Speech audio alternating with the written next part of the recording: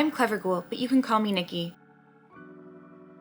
Welcome back to the channel. This week, I was wandering around a Target and right in the dollar spot, right up front, I saw this incredible chicken basket. As soon as I saw this basket, I knew that I had to paper mache it. And honestly, Target did such a great job of setting up a base for me, so I didn't really have to do that much work. Now this chicken basket, I can tell, was made to be part of the modern farmhouse sort of Easter vibe, spring Easter vibe aesthetic, which really isn't for me. In general, spring is a little hard for me because in the immortal words of Morticia Addams, there's things that I can forgive, but pastels? Anyway, I knew that I wanted to make this a bold and bright and colorful chicken. So that's what we're doing today, essentially making a paper mache chicken basket. Now, when it comes to paper mache paste, there's so many different ways to do it. A standard way to do it is 1 part all-purpose flour and 2 parts water. You can also use liquid starch. So to avoid some of that mess that comes with standard paper mache and to cut down a little bit on drying time, I decided to just go with Mod Podge and a little bit of water. You put some Mod Podge out, you dilute it with some water, and you're good to go. You don't want it too wet, you don't want it too thick. You kind of just eyeball it, and what works for you is what works for you. So with that being said,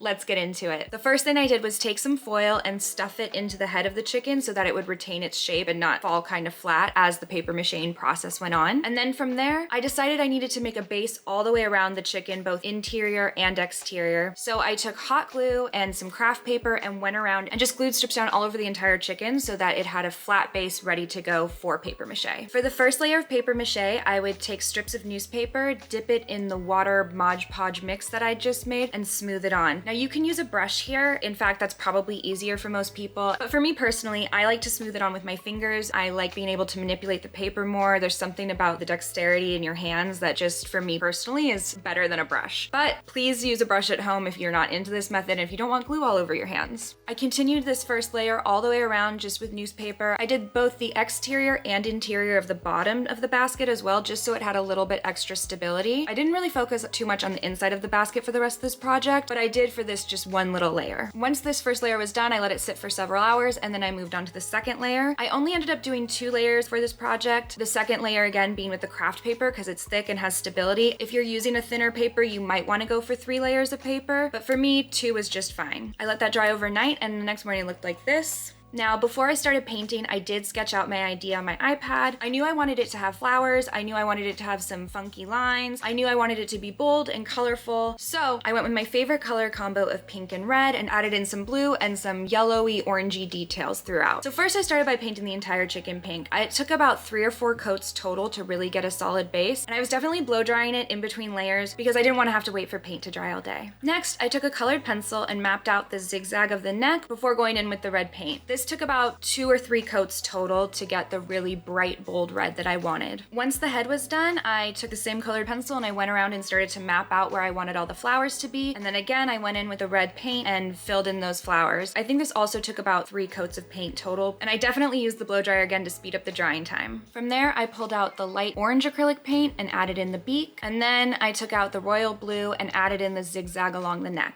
And then after that, I added in those little tiny yellow dashes around the flowers with that same light orange paint. Once all the painting was done, it was time to move on to the wattle, the comb, the wings, and the tail feathers. I knew for this, I wanted them to be colorful like I showed in my sketch, but I didn't want to use just paint. I wanted to have a 3D element. So I pulled out a pack of pipe cleaners that I had and some hot glue and just got to adding those around the wire frame that already existed. From there, I sealed everything with Mod Podge and let it dry overnight, which means it's time for the reveal.